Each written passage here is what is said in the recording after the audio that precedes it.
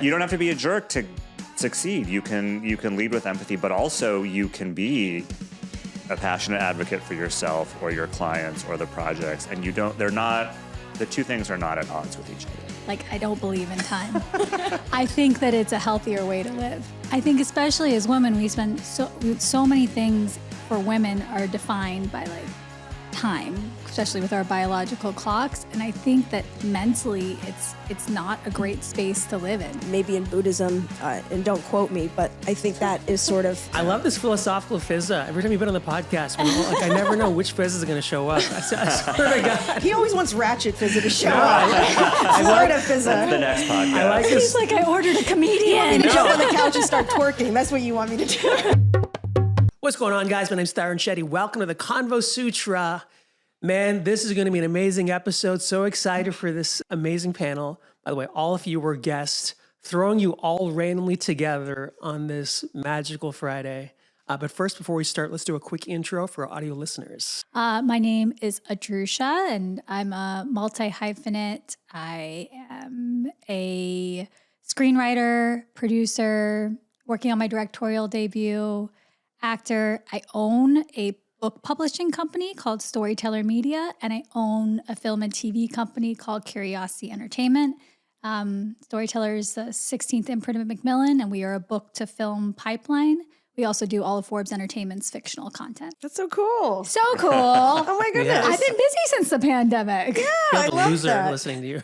I You know. give me credits. I was like, I should have gone first. Now, What do you mean? You guys' credits are amazing. Grass is always greener, guys. Yeah. I'm Fizaa Dosani. I'm a comedian, an actor, a writer, and I guess a producer and a director. That's hyphens. See? I got hyphens. You There got you go. hyphens. Keep going. So I'm the creator of Facial Recognition Comedy, which is a stand-up comedy show that tours all over, and it showcases the diversity within our demographic. And the tagline of it is, we're not the same person. And it was inspired because I started comedy maybe like 12, 13...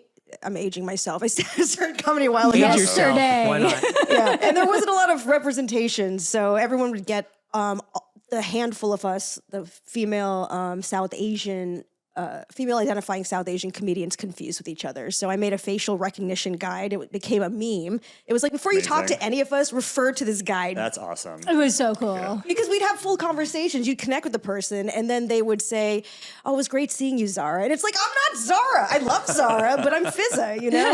Fizaa. So, yeah, you can find me online at Fizaa Dosani everywhere. 1 Z, 2 A's. I don't know why my mom did that. 1 Z, 2 A's. Okay. Fizaa. Cool. I'm Raj Raghavan. I am the head of the talent department at Color Creative, which is a management and production company owned by 𝐸𝐶, based here in Los Angeles. We represent actors, writers, directors, all with the lens of looking at lifting up diverse voices and women and LGBT folks, but really focused on working with ambitious, talented, creative people who want to do it all, and we can support on their journey. Honestly, all of you guys are super accomplished. By the way, I went to India and I was flying back and I was watching Armor. It's like a Okay. movie, and your name pops up, produced by Yeah. Adhrucia. Yeah, So- we helped with that it was a Lionsgate movie, and during the strike, we decided to hold all our original content. So we ended up helping out Lionsgate with that film, but it's not one of the ones I had the most to do with. Oh, But really? Yeah, Well- I'm happy to put it out. It's fun when you see a movie on a plane and there's a name that you recognize. Like one of my clients was in a movie that I got to watch on a plane on a flight back from New York recently, and I was texting her. She's like, "Why are you watching that?" I'm like, "It's here." And you look, it's cute. Like, you know, it's fun. Listen, like making film and TV, you got some you freaking love, and then every now and then you're like, yeah, got a couple that just kind of happen. And it's meaningful to have been a part of it in some capacity. Totally. So We learned that's so very much in exciting. that production. Well, you're a manager now, so isn't your name on a bunch of movies from your clients? Because can't you produce? Sadly, my name is not on any movies at this point, but I see my clients' names everywhere, and I see people I talk to, and especially casting folks. You know, it's nice to give them a little shout when you see something that you forgot maybe that they cast, and it makes them feel better about, okay, my name is out in the world, and that sort of it's nice to kind of spread that joy. How was Sundance? You guys? Wait, so how was Armor? go. I'm just kidding. Oh, how was Armor? It was good. I thought it was good. My favorite one that I've made so far is Needle in a Time Stack. You'll have to watch that sometime. Who's in it again? I'm sorry. Cynthia Erivo, Orlando Bloom, Leslie Odom Jr., Frida Pinto. It's like a John Ridley wrote it. Where does that live? Where can we watch that? It came out during the pandemic, so it was a Lionsgate that I think started on Apple. I think now it's on multiple platforms. Nice. Check it out. Yeah. It got so confusing during the pandemic, like where things were coming out and how to find them, and the releases all changed. Yeah. It was The very... pandemic, which was 6 years ago, as we No, were it was discussing. not. 6. I More than half a refuse decade. to admit that. Yeah. That feels like Is time just being experienced faster now as we get older? As you Is get that- older. Yeah. So, Why do you look at 5 Raj years. when you said that? Seriously. I do have a milestone birthday this year, so maybe that's why she looked at me. I look young, but it'd be funny if I was older than all of you. We live in LA too. I feel like there's no time out here because every day is exactly the same. Like I grew up on the East Coast, so at least there's seasons you can like decipher when times change. Do you think it was just always faster for adults, or do you think it's because No, technology is it's faster? it's a smaller percentage of your life. Yeah. So I have an 8-year-old. 6 months to him is like what, like 10% of his life or something. Yeah. And for me, 6 months is a blink. And so it's just, Totally. it expands, or I guess it contracts as you get older. I did not think. Everything's a blank for me at this point. I don't believe in space or time. I really don't believe in time. I don't know how old I am. I don't know when me and my life partner got together. Like, I don't believe in time. I think that it's a healthier way to live. I think especially as women, we spend so many things for women are defined by like time, especially with our biological clocks. And I think that mentally it's not a great space to live in. I think you should live your life and do the things that you should. And some society shouldn't be dictating time to you. So I've just decided to disassociate from it, which is why 6 years feels so long. I wish I could live that way. Oh man. Why can't you live that way? I'm one of those people that is freaked out about being late and being on time. And I'm not talking about being on time. I'm just talking about the concept of like, we met 5 years ago. I started this 3 years ago. I'm going to get this done in the next year and a half. I'm 20, 30, 40, like whatever, these definitions. You feel like they're restricting? I think so. I believe that like what you believe about yourself comes true, and like is how things come out. So I believe that like when we look at older individuals who are still very active, they aren't falling to those societal beliefs. What does like, Fizaa think? I think that I think society is a lot harsher on women in regards to time. Totally. So yeah, there's the biological limit. I remember growing up, like I didn't know what happened to women after 30 because they were never represented on TV is what it felt like. So, I mean, I think there has been change in that sense and now technology, but yeah, I mean, maybe age shouldn't, it's a factor. Time is a unit of measurement, but maybe it's not something that should define us. So I understand that. I understand where you're coming from. I think it's hard for guys too. I mean, it's not as hard as for women. I'm not saying that, but I think there it's is. okay. It can be hard for you guys too. I think it's hard. do you think in Los Angeles or in this business, by definition, we're comparing ourselves to, if not our peers, just the industry at large, and 35 under 35 and all of those benchmarks and lists, and this person 100 under won 100. their Yeah. Oscar. I'm going for the 100 under 100 list. My husband likes to say he's going for 50 over 50. It's hilarious.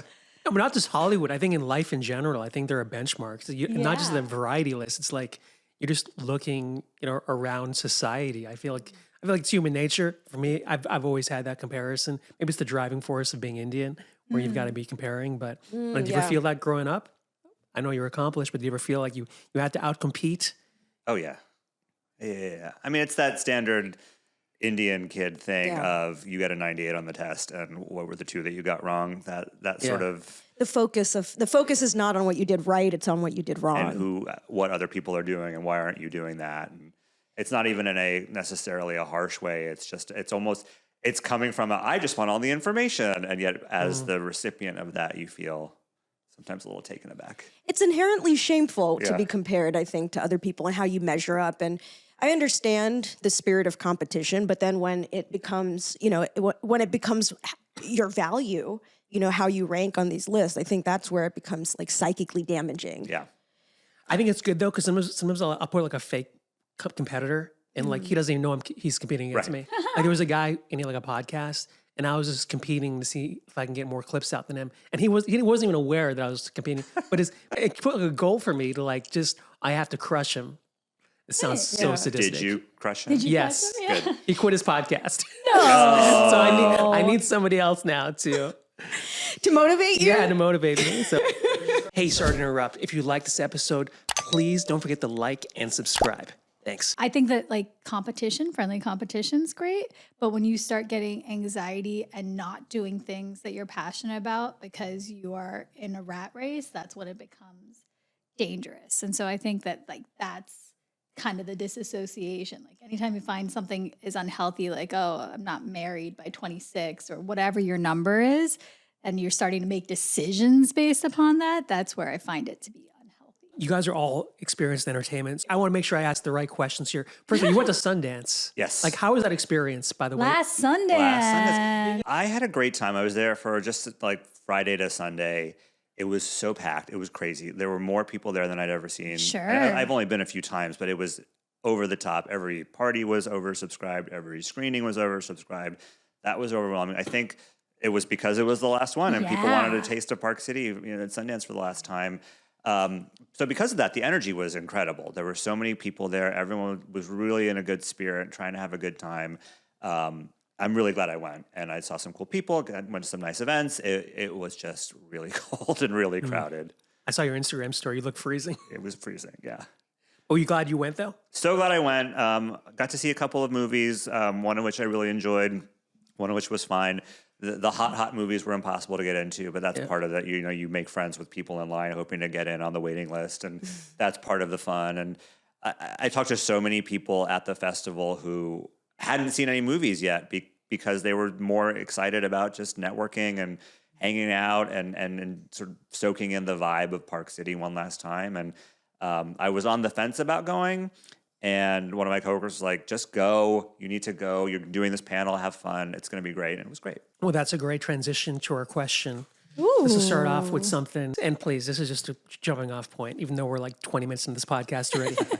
What is one thing you had to unlearn to succeed in this space? Space as in your chosen career, like comedy. I had to unlearn a lot. Yeah. I feel like I had to completely reprogram myself. Totally. Because there was a lot, I think, culturally that was very heavy, the competition, the not feeling enough. Just the way I sort of operated in the world, I had to really examine that and change it to find something that worked better for me. So, everyone's different. Everyone's programming is different. What works for everyone's different. But for me, just my whole sort of way of walking through the world was very painful. So I started with therapy and just sort of all these things and just have been chipping away just over the years. And I think it's a lifelong process also. So I'm not done, this is just sort of the way I walk now. So just to dig into that, to be more your authentic self, like even on stage or just as a person walking through life?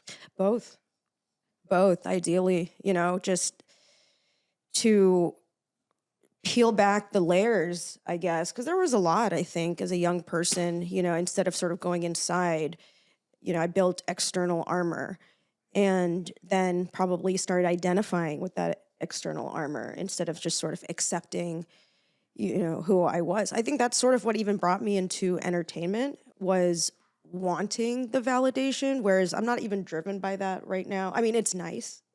And, but I don't, it doesn't feel like that sort of fix anymore. Now it seems like I just have much better, a much healthier way to navigate the world, and my coping is healthier, whereas before I developed a lot of maladaptive coping mechanisms. Wow. Stuff that you go to that. 12-step programs for and all. That's hard to follow. Yeah. Adhrucia? No, I appreciate it. I will add on to what you said because my experience is similar. I think that I have a deep belief that your young self has a pretty clear vision of who you are and what you want to be in this world. And if I think back to my 5-year-old self, talking to the posters on my wall and acting and singing and dancing and creating stories and I knew what I wanted to do. And then it took, then my parents, who were very supportive, but my parents and their upbringing and schools and what they told us and bullies and what they said to me and society and what was up on, like, who was able to make it in acting at that time. You take all those layers, you add on it, and then you end up with an 18-year-old who has no idea what they want to do or how to get there.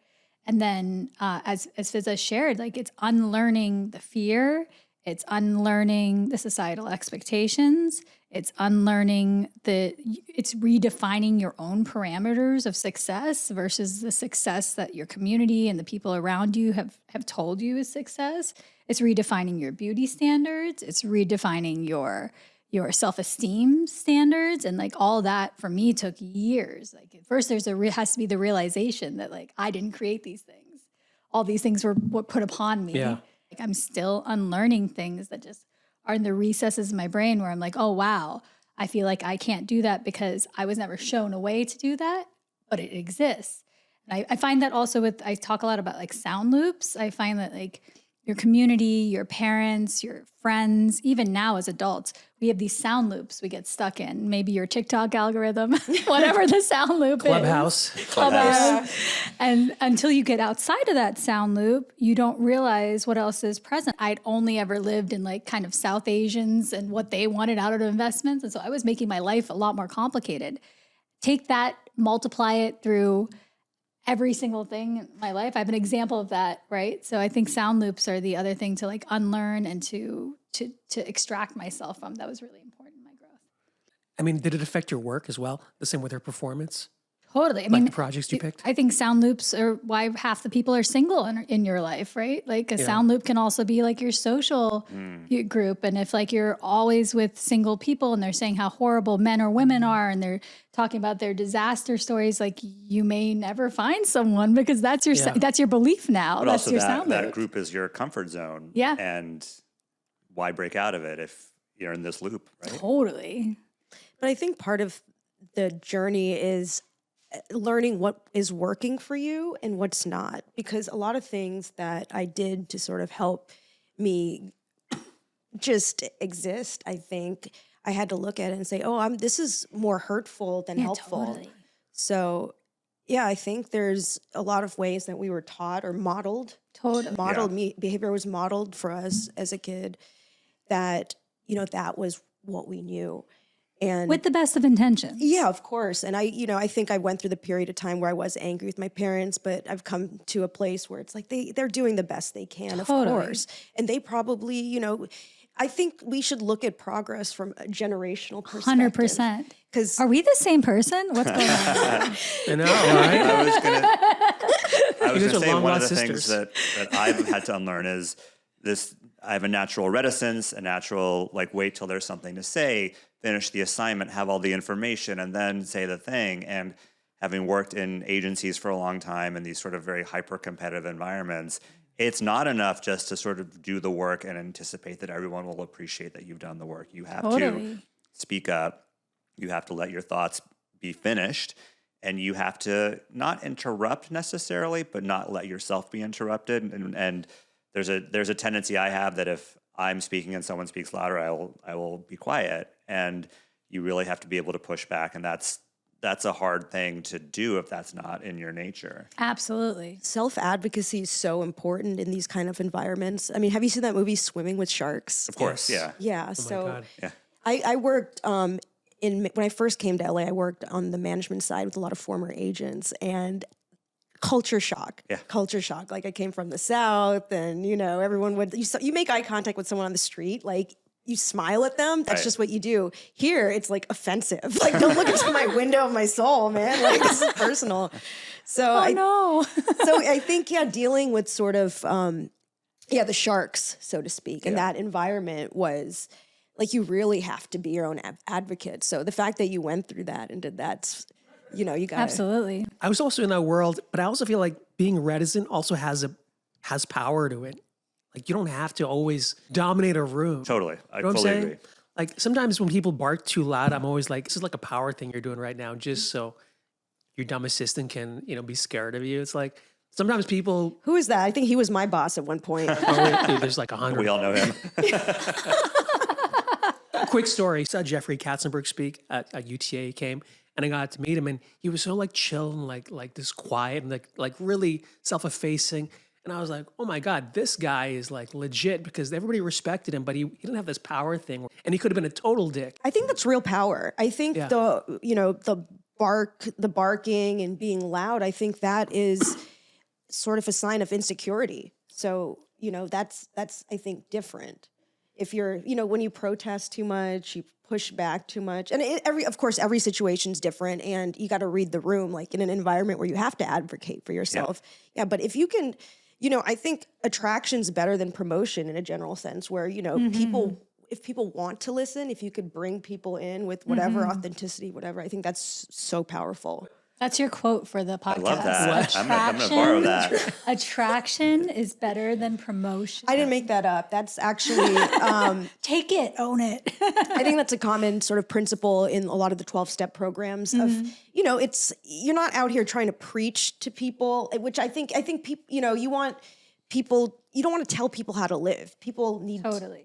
People, it's more powerful when there's a desire to do something versus being forced. Yeah. So it is interesting because I don't know in our society, I don't know if that is a mainstream thing at all, like attraction over promotion. I think in a lot of maybe some Far East cultures, maybe in Buddhism, and don't quote me, Google this, but I think that is sort of a principle that aligns with those. I love this philosophical Fizaa. Every time you've been on the podcast, I never know which Fizaa is going to show up. I swear to God. He always wants Ratchet Fizaa to show up. Florida Fizaa. That's the next podcast. I like this. He's like, I ordered a comedian. You want me to jump on the couch and start twerking. That's what you want me to do. The first time she came in, she was just like off the wall. I appreciate every version of you. Thank you. Question for all of you, because I feel like all of you are in positions of power to some extent, even with your comedy show.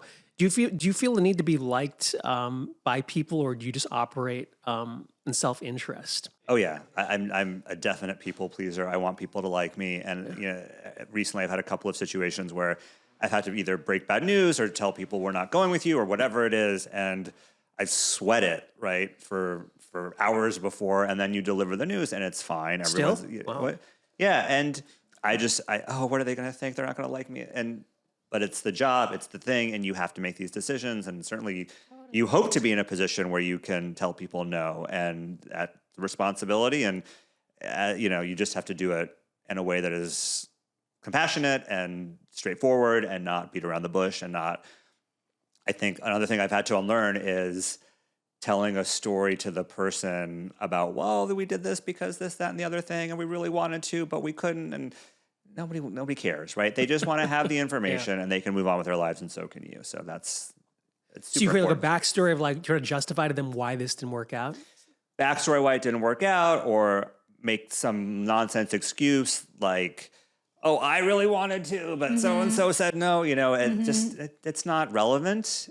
You just have to be real with people. I think people want, as much as you think you're doing them a favor by couching it in some narrative like that, people really just want the truth as much as it can be painful. You try to be liked, Fizaa? I think that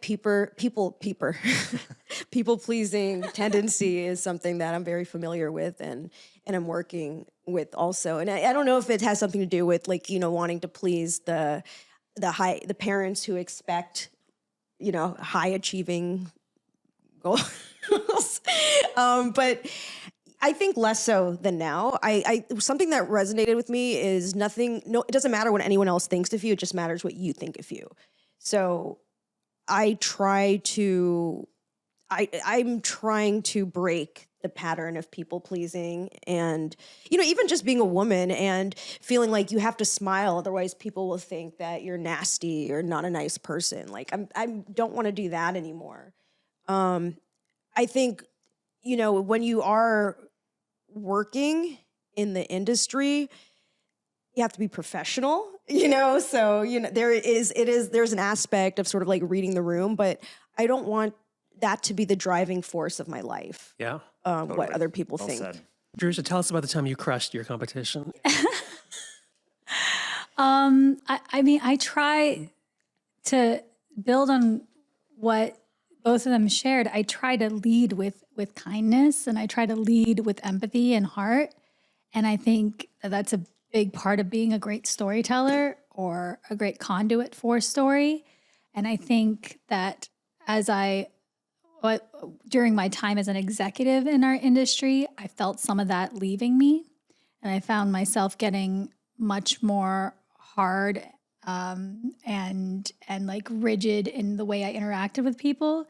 And as I stepped into our own companies and like back into my artist self, it was important, and it still is important to me to make sure that I'm leading with like heart and empathy.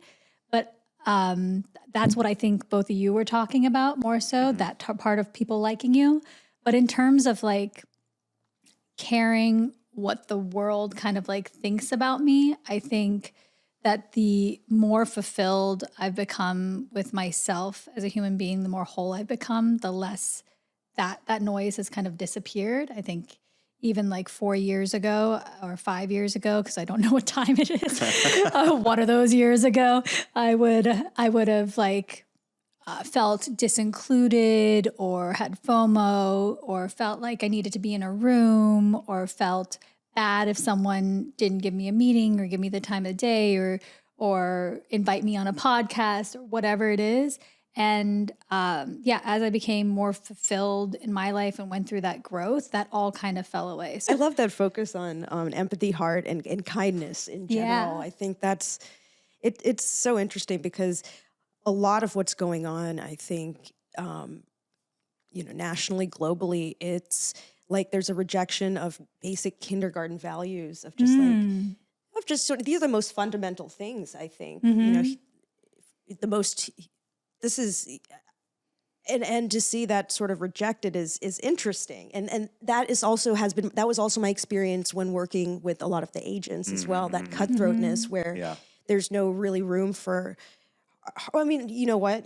You brought it. You brought the heart and the empathy. I was going to say there's no room for that, but I think there is. And I think there needs to be more people injecting that into these ecosystems. totally. I feel like I'm conditioned by my experiences. So like, I don't even expect anybody to help me at this point. So like, I just go into it. No, even this podcast, like I just refreshed people on this and I won't even tell them. I'll just get rid of them. And I'm like, well, whatever. I'm just trying to get the best possible product. Yeah. Because I've just been so many times that people have just disappointed me. And I don't know if it's the Indian thing where like we're coddled, growing up. Like, oh, mom's gonna be there, dad's gonna be there. And then you go into this world and like, nobody cares about you. Well, I also think there's an element of you're the main character in your own story. You're not the main character in anyone else's story. And that is, we spend so much time thinking about what are they going to think of me? What happens when I do this? And how are they going to feel about me? That other person has 10 million other things going on and they're worried about other stuff. So you do, I think, to your point, just have to do your thing. And I think you can do it with like kindness and compassion. And you don't have to be, and I swear on this podcast. I mean, sure. I can. You don't have to be a jerk. I'll keep it PG. Okay. You don't have to be a jerk to succeed. You can lead with empathy, but also you can be a passionate advocate for yourself or your clients or the projects. And the two things are not at odds with each other. Absolutely. You can be firm and loving. Yeah. I hope you said this on your Sundance panel. I did. I cribbed from Brene Brown. You have to be clear but kind. I think that's a good message for people in general because it gets lost in our business. I've had that experience of like feeling, not to steal from one of our best indie directors, but Please steal. The cavalry's not coming type thing. That like you don't, there is no necessarily like, but some of it's also our expectation, right? And so I think I share with people how they can help. I don't expect them to. That's But right. one of Matt, who is the president of Hideaway, gave me some really great advice one time. It was right when I started my company. And I walked into Matt's office and I was like, I have this financing and I have these 3 movies and like this is my plan and these are the things I'm gonna do, and like laid it out to him. And I was still in my kind of like my coming off my executive era, right? So very like, this is what I'm gonna do and this is how I'm going to do it. And Matt listened to me. He's the nicest guy. He listened to me very patiently. And then he looked at me and he's like, that's great. thanks for sharing. And and I was like, oh, well, I came to have a meeting with you because I have these movies. I was hoping we could look at maybe co-producing some. And he was like, if you walk into a room and you tell everyone everything you have and don't leave any room for them to help, then you're never going to get help. Right. And it was amazing advice because as a woman specifically, I had been taught that I need to, or society had taught me that I need to be overly prepared and know everything, have all the answers. But when you do that, you don't leave room in the container for anyone to step in and to help. It's so funny. One of my friends used to sell a lot of TV shows. I was like, how are you selling so many shows? And he goes, dude, do you know what I do now? One of these pitch meetings. Raj, I don't know if you can relate to this. I love it. I can't And wait. he goes, you go in like a half, like you purposely don't give them the whole idea. You let them finish your idea. So that way they feel invested in it. Yeah. Like you give them like 75% of it and you let them fill in like the blanks. So I was like, so they live excited. Because if you come in like, this is how it's going to be, like there's nothing for them to be creative about. And he would just sell show after show. I was like, how are you doing this, dude? And he's like, yeah, I just kind of just pull back and I let them fill in these gaps. And he's like, yeah, it works every time. I was like, Every time. That's great. yeah, Great right? advice. Oh my God, I love it. Yeah. And I should speak. We're all with going to Sundance steal. We're panel. all stealing from it. No, I feel like raising money for movies is so hard. Like, it's like Yeah. you're constantly hearing no.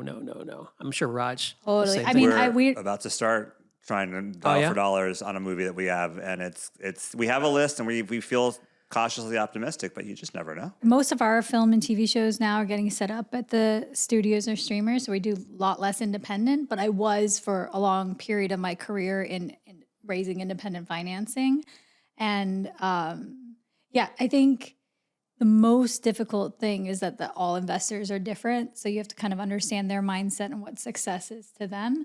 But I find like film from my business standpoint, like I find film to be a very easily explained asset. I just think a lot of people don't understand the actual economics of it. And so it becomes this like mysterious box. Let's raise money and do a jig. And hopefully, like I can picture Timon and Pumbaa right now. He goes, Timon and Pumbaa and the Lion King, where he goes, do the jig. I get it. Got your Okay, drift. thanks, guys. No, I was just thinking about it, like you guys are both like pushing the film. I'm trying to make a movie too, and it's so hard. I mean, don't you like feel like TV's? I feel like the Netflix juggernauts is coming for everything. I mean, how come you're not pushing TV more versus the film? Okay. We have just as many TV shows. Yeah, we want to do both, but I think TV you have to do through the studio system almost. Yeah. Movies you can do independently. You can find other ways to fund them. It's not necessarily easy, but there are sort of myriad more opportunities, I think, in independent film than there are in television. We've done independent TV. If you want to talk about it, I can tell you about it. It's a lot like independent film. Yeah. Just like to demystify it, it's very similar. The only difference is that you kind of make your money back on the first year and your real upsides on the second year. And I found that to be a fascinating market. I fell into that market right before the strike. There was like a resurgence of the independent What was the television show? market. So we set up one that didn't end up going because of the strike, but it was Mark Williams' next show, who did Ozark. Oh, okay. And so we set it up as an international co-pro and commissioned it out of Europe, the whole thing. So I've gone to all the festivals on the TV side, and I find it so interesting. But I think you're right. I think that like network for television right now is much, much stronger. There was a moment though. Yeah. There was a moment. Is that because of the budget and the cost of making a TV show? yeah, multiple I episodes think, versus and you one-off. need that distribution, right? There are more opportunities, I think, in film to go to these festivals, to go to these markets, to either get the financing or get the distribution, whereas in television, that's not quite as robust. And I think if you're going to make a Game of Thrones that costs $20 million an episode, it's hard to do that independently. Yeah, And they have to be like sub 4, sub 3 million, Yeah. sub 2 million. You're 100%. Right. Yeah. Question to both of you, because I had Session Bot on the last episode when we were talking about this on the car ride. Do you feel like diversity is championed the way it was now versus you're only shaking your head no. No. I mean, like even from I'll just say it, no, because the first thing that this regime did was strip away DEI. Yeah. And I mean, if we're not even federally supported, then, I think that's going to spill over into our industry. I think a lot of people, companies had that pressure to remove their DEI programs and did. They bent the knee.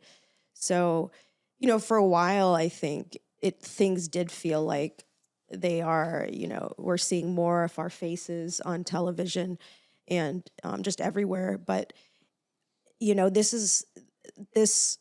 what's happening on that level is going to spill over into everything. So do you continue to push diversity? Absolutely. Yeah. You have to. Absolutely. You still can guilt people and make people feel a little bit of shame of like, really, you're going to, I was texting with a friend of mine who works in casting, and 2 of her shows, they cast the female lead, this like very pretty white blonde lady, and both of them. And I'm like, oh, look at all these lovely blonde ladies. And she's not white. And she's like, I know, but you know what? That's what it is. And so you can definitely work those levers, but just the mandates there don't exist anymore. And that means that you just have to, once again, as we've done for years, push against entrenched bias, entrenched sort of habits, entrenched, that's what a leading man looks like, push back against all of those. And, like Sachin is a leading man. And yet, whoever his reps are have to push against all of that to get him into those rooms probably.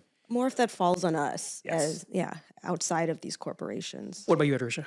I just think it's a bit of, if you like look at the macroeconomics of our industry, it's a little bit unfortunate, and I don't know that this is anyone's fault, that the DEI, the majority of the DEI push, or the brunt of it, the big part of it, happened in coincidence with kind of the start of the pandemic. Yeah. And so a lot of those DEI shows sold to streamers. And so we did not see we didn't leave the pandemic with more actors or directors or et cetera of color who had theatrical value. And I know there's a lot of conversation about what's going to happen with the theatrical business and whether that even matters. But as it like pertains to the economy of the film and the TV industry, because the streamers owned most of that content, it only opened up those categories for the streamers. And so it didn't change the greater landscape. And that's, again, I don't think that's anyone's fault. If I am, but like as DEI creators, if Netflix was going to pay you a lot for your show at that time, of course you were going to take it. You weren't going to be like, this has to go theatrical, or this, I have to change the markets. It just happened to happen. And so part of it's, of course, like the change in policy and the conversations that are happening and the pressures, but part of it's also just that we didn't get a chance to build out a marketplace because of the circumstances of what was happening and where things were being watched during that time. Yeah. That's a good point. Well, I do think things are cyclical, so I think it will shift. I think it will take time. But I do struggle with that too. And this has come up on this podcast many times. And we always go back to the source of there has to be people who are making decision makers who are South Asian who can implement that change. And I think there are people out there, but sometimes the market can dictate, because people have to feed their families at the end of the day. So you've got to kind of play both sides of it. So it's a tricky thing. So I think the industry is really lucky to have all 3 of you. I mean, Four of us. Thank you. You guys are like The same person. You are the same person. sisters. By the way, true. before we started this podcast, we were talking. I don't know if we were still on tape or not. You guys were on Clubhouse. Like, Adhrucia was all over this thing called Clubhouse back in the day. It was like this audio format, and Fizaa was too. Fizaa ran the largest really? comedy room on Clubhouse. Yeah. Oh, interesting. I just remember hearing That's your how voice. we know each other. Yeah, How come we you met weren't on Fizaa, Clubhouse. Raj? Yeah. Clubhouse. I was invited to Clubhouse, and then I just never did, and then I think it fizzled. So one of my friends was like, you got to get on. I'm like, sure. I saw a million articles about it, and then I just, Also, I would have been there lurking and not probably participating. Oh, no, So- you would have participated. Oh, okay. We would have made you would have participate. drawn me Right, out. Fizaa? Yes. Oh, yeah. Everyone ended up, like sometimes people are on the speaking, like there were more people in the speaking portion of the virtual stage in the audience. So it was, I don't know. There were so many things that they dropped the ball that I think they really did fizzle out. It was a moment. They had a lot of heat, but It's still around, right? is it? I don't think so. No, it's still Oh, it around. It's still around. They basically, it's so interesting. Like social platforms, you think they would all learn from each other. And what was beautiful about Clubhouse, it's just like the beginning of Vine or the beginning of YouTube or the beginning of Instagram or TikTok. all of a sudden you had this community and our growth was rapid. I'm talking like I grew by like something like 80,000 followers on my Instagram from Clubhouse. Like it was just rapid growth, rapid community. And the app encouraged community building, which so did Vine when it first started, and TikTok and Instagram. And then they got investment from A16 and others, I think. And when they got that investment, then they opened up their monetization opportunities for creators, and it very naturally killed the community feeling of it because I was no longer trying to help Fizaa build a room because then Fizaa was going to get paid. I needed to build my room. And before I was trying to help Fizaa build her room because then Fizaa would come help me build my room. And so that's something See that competition? There it is. Circling well, back. it wasn't even, I mean, and I don't think it was even mental competition, just is what it is. If all of a sudden you have a chance to monetize the hours you're spending on an app, you're going to try to monetize it, of course. So it wasn't even like competitive nature of human beings. I think it was just too many things were entered in. And so it killed the community vibe, and everyone was there for the community, and it killed the growth. So all of a sudden you could only you would go on for an hour and there would be like 15 people listening to you versus 2,000 or 3,000 or 4,000. Why? Because those 2,000 people were now doing their own rooms? Or? No, they opened the gate for, so they also at the same time opened the gate for membership. So it was like a closed invite only membership and people were slowly trickling on. They opened the gate for membership. So all these members came in, and as a result, all their algorithms changed. Interesting. Okay. Yeah. Isn't that funny how like things can come and go so fast in this town? Like, Totally. by the way, you have like a gift for speaking. I think I told you that last time. Like, you can just like talk. Like, I think I was trying to bait you into like You should hear me sing. I was trying to like bait you into like saying stuff, I think, when you were in the podcast, and you just like artfully navigated around. And I was like, I'm into it. No, she's got a That's gift why for we that. were so good on Clubhouse. Conversational true. ninjas. Yeah, conversational ninjas. No, as comics, I think you're trained to do that. I mean, Yeah. don't you feel like when you perform, like you learn to like read the room Yeah, better? yeah. Like, do you feel like comedies And do it in the moment. Live Or react to and- what's happening and then pivot to what you wanted to talk about. Yes. Yeah. Yeah, that's a skill. But he's saying you have learned. the natural gift of that. I think I've listened to Fizaa speak a lot. I think we both do. We're the same person. We're the so- same person. No, you know what I love about Fizaa? You can be the same person with us. No, it would. You guys have a thing, and I don't want to insert myself into Ruin the algorithm. Exactly. I don't want to be a man and. Man and a woman. We appreciate you treading lightly. I think that you definitely need your own podcast for sure. With all that extra time both of us have, let us add it to the list. No, she's so busy. You were like in San Fran, right? Like, Yeah, Sketchfest. Yeah. So that's one of the comedy festival. Yeah, that's great. no, I love like you're always like hustling, like you're always doing your shows and stuff. I mean, I think that's just sort of the nature of the beast. You just have to kind of create. I mean, that as brown people, who've been doing this for years, we've just had to create a lot of our own opportunities. And, there is a hustle aspect to it. You can't really wait for people to jump on, especially today. No one's discovering anyone. It's all about jumping on a moving train. Totally. And that's, I think, because of social media.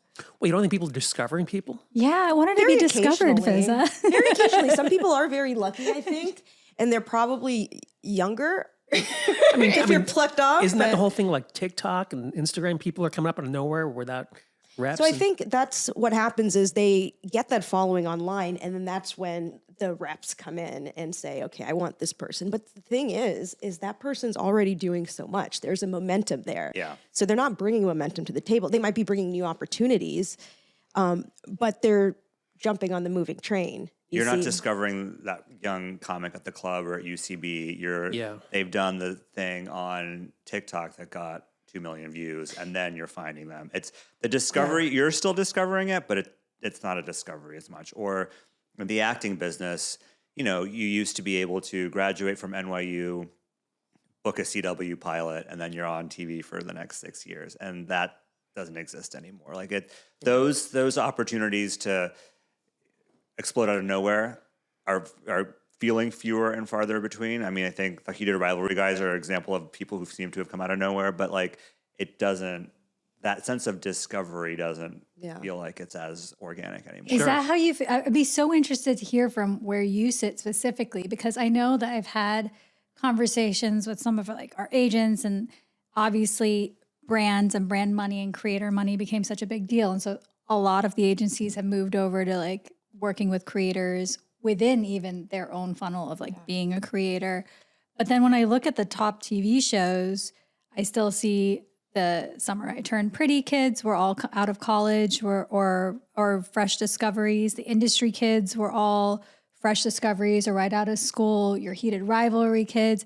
And so I'm searching for the manager who's still doing. Am I aware of these guys? Because there's still obviously some managers. Yeah, who I mean, we all take shots, right? We all have clients who are newer and emerging and trying to get those breaks. But I think what I was trying to say is that the opportunities feel much more limited. And I wasn't correcting you. My question was just what you see the split being. Like, do you see theirs? Yeah, I see much more, I'll be totally honest, I see much more of the established actors from the last 20, 30 years that are still doing TV shows. I'm not going to name names, but they're thinking about the pilots that are getting made now. You see the people who are announced as the leads of these shows, and you're like, wow, they've been doing it. They're still number one on the call sheet. Yeah. And then, I hate to say it, like so many of the younger folks who are getting these jobs are the children of famous actors. And look, nepotism is real everywhere. Yeah. I'm not going to say that this is a new thing. Aren't you shocked every time you find out there's somebody's kid? I'm shocked. Every time I'm like, not surprised I at found all. a new actor. I'm kinda And then used I'm to like, it. damn it. Yeah. Their uncle is. Yeah. They're talented, but they wouldn't have the same shot if they take two actors who are equally talented, one has a famous last name, they're going to get the lead of the show in a way that this person is not. And for many reasons, it's because, maybe the agents, the producers are invested in their parents and want to make their big client happy, so they'll help out the kids. Also, name recognition is a big thing. See, Raj, but I don't think life's fair, and I think that's okay. You're totally right. I fully think agree. I think I've stopped believing that talent is going to win, and honestly, Ouch. I know a lot of mediocre friends, and they became super famous. And I would never expect them to be A-list stars right now. And I'm telling you, they were like the worst ones at the comedy club. So I've just expected life doesn't work exactly how it's supposed to be. And that's okay. It doesn't drive me crazy. Totally. Yeah. And, I think there probably is a component of being raised in the environment, exposure, getting training, getting access to the best. That does help. I mean, both my siblings are doctors and both my parents are doctors. I think it helped them to have parent doctors, just even to, know what it's like to go through that complicated system of becoming a doctor. So I think I used to feel envious when I would see Nepo kids. And now I'm just, this sort of the same thing, accepting it for, it is what it is. They exist in every industry. It's in real estate, it's in finance, it's in medicine, it's everywhere. I'm not like decrying it. I'm just saying in terms of where the opportunities are. Too late, Raj. It's a narrower You decried path. it. Yes, exactly. I hate nepos. Sorry. It is a huge leg up. It is a huge leg up. Access itself is a huge leg up. So You're starting like 20 years before all of us if you had access. Access and savvy, and to your point, right? Knowing just how things work and how to sort of move in these lanes, in these rooms, it's enormously helpful. Can I ask, Raj, so when you, at the management side, when you guys are looking at the newer creators who are coming up like from these platforms, what is the analysis to moving them into acting? I'm sure a lot of people would like to know, and I'm so curious. Or is there one that might not be something you're doing specifically? Have you heard of other people talking? It's not really, I don't really work with creators as much, but I think for me, just looking at new talent, it's all about, it's a gut feeling. And do you like what you see them doing, and then do you see where they could be going? And if you can have clear answers to both of those, then yes. And if you're tentative or leaning back or not sure, then it's a no. Yeah. So interesting for, I'm sure, so many people to hear, because I feel like that's such a black box for creators and actors. They're just like trying to figure out what managers are even looking for right now. Well, I'm sure a lot of people listening have learned so much. Honestly, I think anybody who's even attached to you guys in any of your projects is so lucky. So I'm really glad you all came together. Thank you. In this incredible panel. Guys, where can we find you on social media real quick? Adhrucia? You can find me at Adhrucia, ADHRUCIA, on all platforms. And if you want to follow our companies, at Curiosity Entertainment and at Storyteller Publishing. And I'm on social media at Fizaa Dosani, Fizaa Dosani. Fizaa with one Z and two A's. I always have to clarify that because everyone always wants to do two Z's. Like my name is Fizaa, it's not.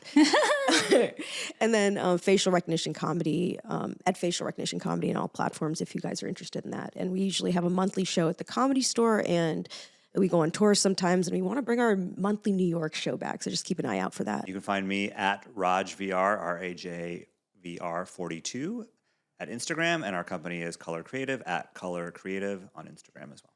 Great. Well, thanks again for your time. Appreciate it. And thank you guys for tuning in. We appreciate you. Don't forget to follow us at The Convo Sutra. You can follow me at Tarun Shetty, and we will see you next episode. Take care. Thank you. Bye. I like your little point at the camera. Hey, it's what I do. Thank you.